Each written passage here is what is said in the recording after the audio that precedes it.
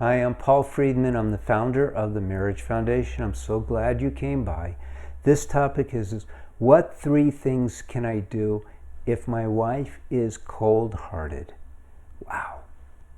So I'm going to challenge you right now. And by the way, stay with this because there's so many things you can learn. We've become like the experts that people rely on. Now, some people think we're really different and odd and even crazy because we don't go along with labeling people and trying to fix people like you're asking. We don't fix people, we fix ourselves.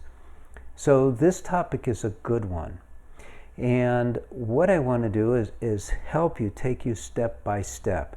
Hopefully you're already a subscriber, but if not, subscribe.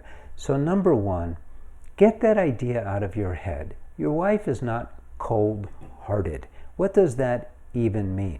What you're really saying is that the way she treats me, and you might even say the way she treats others, is harsh, it's cold, but hearted. So the heart, what we're really talking about is her essence. And her essence is the same as your essence, my essence, and everyone's. Because we as human beings, and this is not a religious conversation, we are souls. Human beings are souls, essentially. We have a body. That's how we know the gender that we are. We have a mind, which is very much manipulated by that body. But we are the soul. But we don't identify ourselves that way. We think of ourselves, and this is not Western psychology, this is a spiritual view. We're the ego. The ego is kind of a combination of us, the soul, and the mind. And it becomes our persona. And some of us get so beaten up in the world. I mean, everyone should be totally beaten up in the world because this world is a blender. It just pounds on you.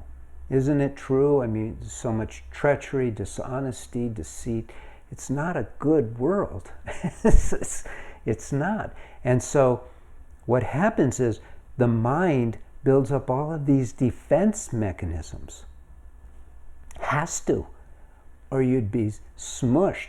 You know, we see these movies about when people go to prison and you say, oh, they're going to chew you up. But this whole world is like a prison in that regard. And it's just that, you know, it's more focused in a prison, but the whole world is out to get you. It's true. And so everyone becomes defensive, defiant, anger, and she's cold-hearted towards you. Get it out of your head that she's cold-hearted. Let's substitute, she treats me very harshly. She treats others very harshly. Okay, we'll go along with that. And so what we really want to do is we want to change the relationship that you have with your wife from where all of this defensiveness exists to kind of build bridges between you as souls. Because as the ego, it's never working. And that's why we get married. So we could rise above the ego and be connected as soulmates. That's what the whole idea of soulmates is all about. So that yes, we have to handle things on the mundane level, but we can be in the world of mundane, but not of it. We should be of the world of love.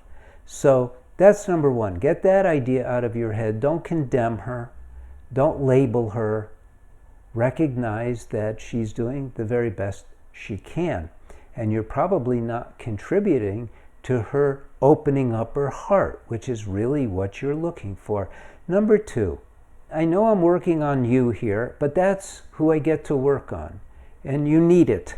I wouldn't be doing this way if I didn't think it would help you. Some people resent me for that. I'm okay with that. Because even if just a few run with what I tell them, they're going to have a spectacular marriage. By the way, if you've been following and you want to become a TMF marriage counselor, then please go to the website and enroll. We're recruiting. Our way of helping people is far superior to what is out there.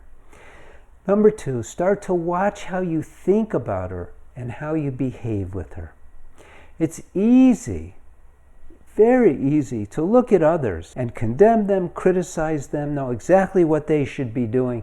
It's much more difficult to look at ourselves, and yet looking at them is useless and destructive. Looking at ourselves so that we could change that which we do not like is so much more positive. It gives us the ability to evolve.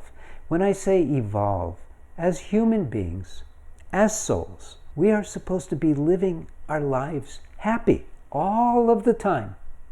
No one's supposed to make us happy. We're a soul. We are joy itself, but we allow the mind to take over our lives. And so one of the critical things that we teach people who take our courses for men and courses for women is we teach them how to master their mind. Get it to do what you want it to do, not what it wants you to do. You know, the mind is what gets angry. You, the soul, cannot get angry. You're the soul. You're infinite. You're infinite love and joy. You cannot get angry. But the mind does, and you identify with it. And so you need to start watching that. You need to see how you're behaving with her that is triggering her. And so this cycle is created. And so her defensiveness is to be cold with you, distant. Well, if you treated her only with love, things would change. And that's where we go to number 3. You need to learn to love her unconditionally. Unconditionally. What does that mean? That means that no matter what she says, what she does, what she's thinking, what she's doing, you don't care. You love her. And so your actions with her, your speech with her, your thinking about her is driven by that love, not anything else, you see. This is missing in our world, the education about marriage. Now, I'm not a psychologist. I used to work with them because I was a divorce mediator over 22 years ago. And then I had a couple say, well, can you help us save our marriage? We don't really want to end our marriage. And I looked at marriage not through the eyes of a psychologist, but through a very practical eyes. How do we achieve what we want to achieve in our marriage? Wait a minute, what is it we want to achieve in our marriage? No one ever asked that question. No one ever asked that question. I didn't when I got married the first time and got divorced after 20 years. I didn't ask that question. I didn't know how to be married. So I had to do a lot of research. And when I talk about research, I couldn't go to one source. I had to put a lot of things together. Our courses are comprised of so many things. There's science, spirituality, communication. It's very deep stuff. And I've made it all simple. Why did you get married?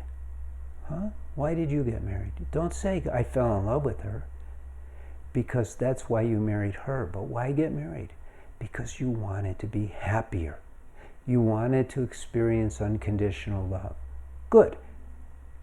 Why aren't you doing what you need to do to achieve those? Because no one taught you. So that's what we're doing. That's why you need to subscribe to this channel.